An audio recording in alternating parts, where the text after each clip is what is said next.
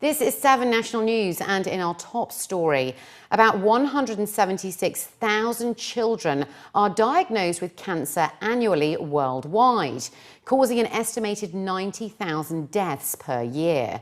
Off the back of this, Her Highness Sheikha Jawahar bint Mohammed Al Kazmi, the wife of His Highness the ruler of Sharjah and founder and royal patron of the Friends of Cancer Patients Society, has launched the International Childhood Cancer Fund in order to support children with cancer globally. The fund, the first of its kind in the world, has been launched in cooperation with the UAE and aims to save the lives of 30,000 children a year. The fund will collect donations and provide financial support for awareness campaigns, provide healthcare and treatment, and fund emergency relief projects. Her Highness Sheikha Jawahar also announced a donation of $1 million through the Big Heart Foundation, which is the fund's first revenue. Her Highness stated that the major challenge in combating childhood cancer is the difficulty of determining risk factors that require medical intervention, unlike cancers in adults, which can be detected through awareness programs as well as medical checkups. Her Highness is calling on all authorities, organisations and institutions around the world to support the fund and be active contributors to the survival of more children.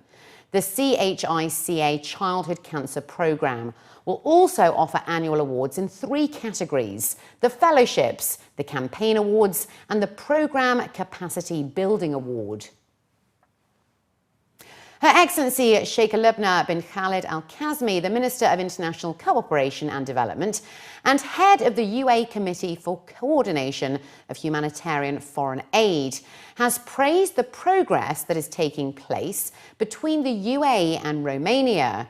Her Excellency Sheikha Lubna was speaking during a meeting with the Romanian Minister of Economy, Trade and Tourism, who is leading a high-profile official economic and development delegation on a visit to the UAE, surrounding the prominent standing that the UAE occupies in international humanitarian work, its active role in supporting international development causes, and its response to humanitarian appeals. Her Excellency also reviewed the successful efforts that are being made by the UAE to deliver on the Millennium Development Goals, as well as talks regarding the post-2015 development agenda. Additionally, Sheikha Lubna has been ranked the most powerful woman in the Arab countries for the year 2015 and 42 among the 100 most powerful women in the world, according to Forbes magazine. The UAE has topped the regional rankings in the overall competitiveness, that's according to the Global Competitiveness Report for 2015, and has also maintained its global lead in financial policies for the 3rd consecutive year. The UAE also featured among the world's top 3 in the key pillars of the Global Competitiveness Index, including government efficiency and financial policies, while ranking 12th overall in the Global Competitiveness Index.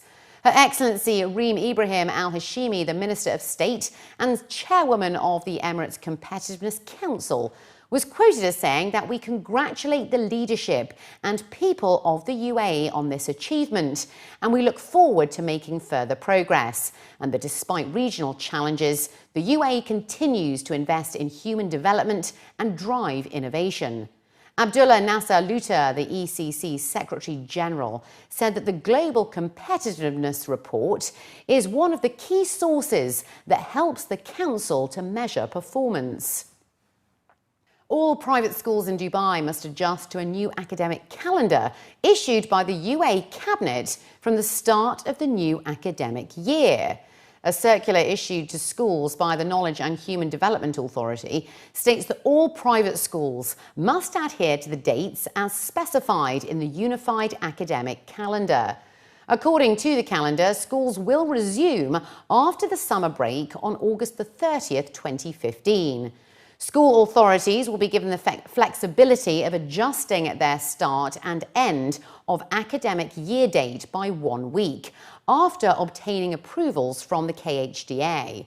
Schools have also been instructed to ensure a minimum of 188 school days, including a minimum of 175 instruction days.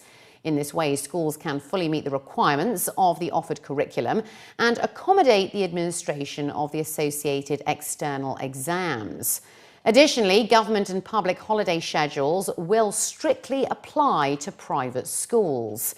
Eid and National Day holidays will also be applicable in accordance with the official dates announced by the government. 79 students representing 29 nationalities graduated from the Emirates International School, Jumeirah, earlier today. According to the management, the graduating class of 2015 is distinguished by many outstanding students, where over 10 are predicted to achieve over 40 points out of a total of 45 in the May 2015 IB Diploma Programme exams. They added that many of them have been offered places at some of the world's leading universities, including Stanford, Durham, the London School of Economics, King's College, McGill University, the University of Toronto, the University of California, Berkeley, New York University, and Columbia University. Can I just say how incredibly proud we are of our students who have finished the toughest pre-university program in the world. They are going on to schools such as Stanford, UCLA, Warwick, London School of Economics, Northeastern, University of Chicago. We could not be more proud of our students who are graduating today, and we wish them all the luck in the world. This day is a big day for most of us students because it's kind of the day where we move on from childhood to adulthood, and it's the day that we all look forward to throughout high school. It's the day that means the most to us, and not just for us, it means a lot to our families to see us and make them proud. We'll go probably to US, to Babson College, which is located in Boston. It's the same uni as my brother, and I'll probably be majoring in entrepreneurship and business and management. It's been 14 years in Emirates International School, so it's definitely going to be a big change because this has always been my second home. But a bit of nerves, a bit excited, but I think it's going to be a lot of fun. Hopefully everything goes as planned. And then after this, it's off to university in the fall. Nearly all members of the class will continue their education at various universities, with the UK, Canada and the US proving the most popular destinations. Mr. Mohammed Al Habtoor, the Vice Chairman and CEO of the Al Habtoor Group, who is also the chairman of the EIS board, presented the students with the graduation certificates as well as excellence awards. Today marks the day where I embark on the second stage of my journey in the educational path, where today I think is the day that I can be proud of my achievements in the high school, and I can start preparing for my next stage of university education and preparing to be able to part with my family and go on to a different country to do new things and learn new things and hopefully change myself as a person to the better, and looking forward to take on life on my own and hopefully go from there. Today is a really emotional day. I've been in EIS my entire life, and honestly I feel really proud of myself that I've come all this way since KG1 to finishing the IB diploma. I'm going to the American University of Beirut in Lebanon to study economics and English literature. It's definitely a big day for all of us, and it's very, very exciting, but also very nerve-wracking for many of us. You know, we're going to be in front of a big audience, but definitely just feelings of pride, feelings of happiness, joy, and just sort of just a fulfillment of, everything that we've achieved over these, 14 years of school. The fourth edition of the Louvre Abu Dhabi Talking Art series drew to a close on Wednesday with a final discussion on art as a witness of globalization. The combination of 5 different panels centred on the development of the Louvre Abu Dhabi, which was followed by a special solo piano recital by acclaimed French pianist Bertrand Chiamou.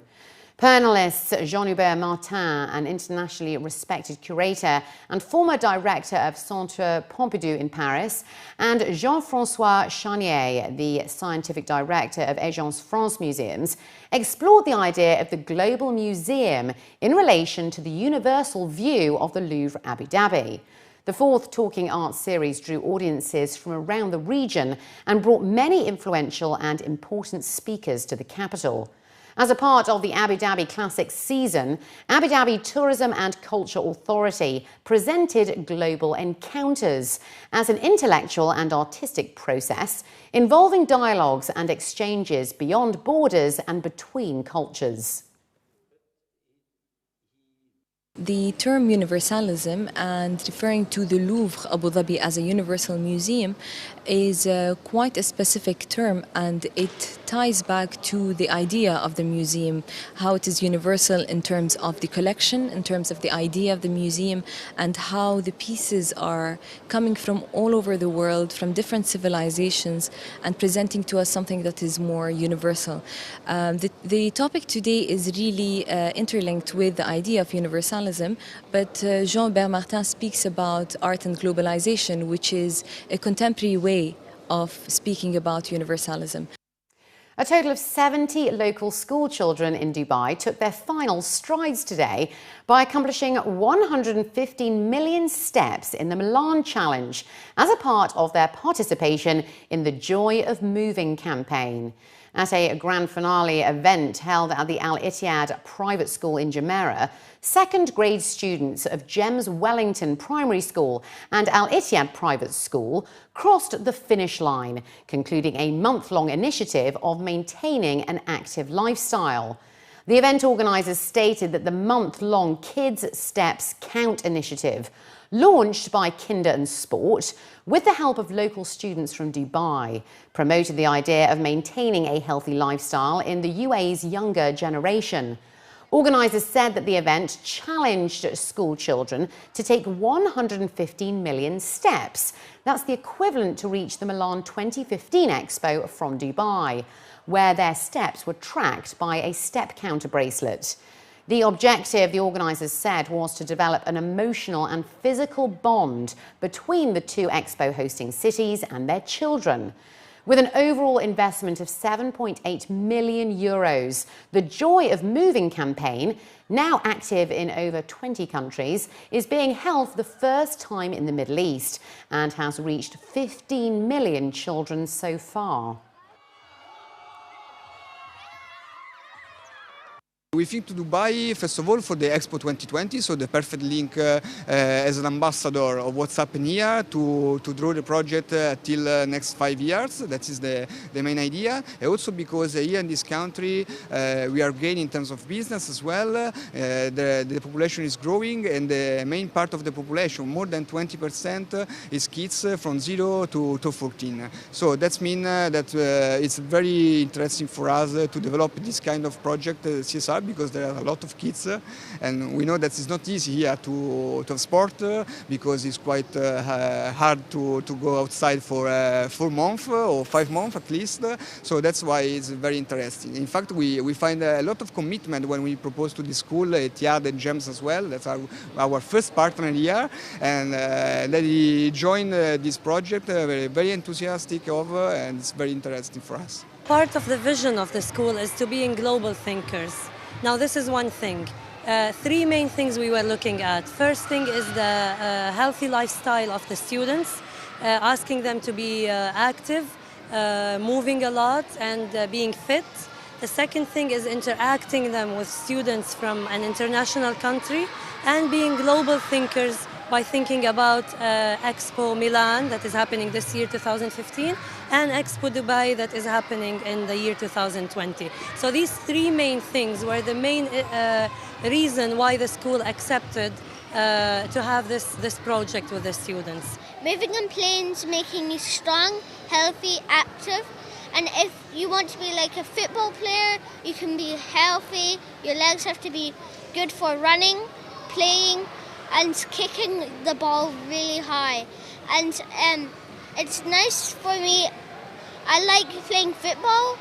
It's fun, it's active, it makes you healthy.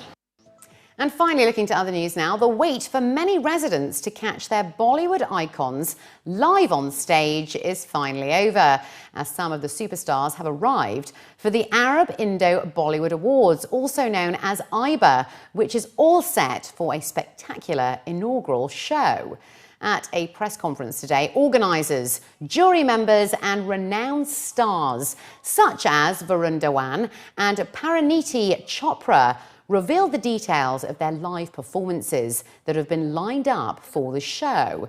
A total of 20 awards will be given out on Friday night at the Maidan Racecourse, which includes the Best Actor, Actress, Screenplay, along with the top award of the Best Film of the Year. Commenting on the expectations for the night, Varun, who is also a contender for the award as the Best Actor, has promised a dramatic spectacle during his onstage dance performance. Parinita, who is also nominated for Best Actress award, is a frequent visitor to the Emirate and is also willing to ensure a night to remember for those attending. Very honestly, first time these awards are happening, so it's a privilege and an honor to be here. And definitely the act that's been designed by Shamak sir is something which I've never done before. It's a mix of contemporary and hip-hop, which is something I think he does very well. And you can expect some daredevil kind of hardcore stuff, which is going to go down. And I'm going to be performing on Bezuba Phirse from ABCD for first time anywhere. Be live in Dubai. I'm performing on the Best Film nominations, which I'm really excited about because it's the biggest award of the night, the Best Film of the Year. And so I'm performing on songs which are not mine for the first time. So that's very exciting.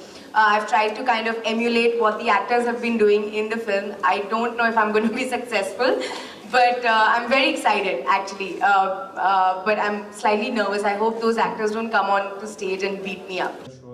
Dubai has, over the years, been in the limelight of Bollywood cinema, hosting awards ceremonies previously. However, organisers are hopeful that IBA will establish itself as a major event ceremony over the coming years. Speaking during the press conference, Abdul Latif Sayegh, the CEO and chairman of IBA, stated that the star-studded lineup, together with the vibrant celebrations, should promote Indian cinema in the Arab world. I went home and I sat with my mother and I asked her, I said, what makes us, as Arab, basically always, and this is, we love kids, always gather around TV, and Bollywood was the best place, for us. And believe it or not, she answered that with a few words. She said, it's the passion, the feeling, the love, the emotion, the heart a lot of people put behind, producing this film. So I would say a lot of those elements are exactly what's going to invite everyone and a lot of Arabs to come and attend the show tomorrow. So they don't need an invitation. I'm sure they're going to be there and you're going to see them.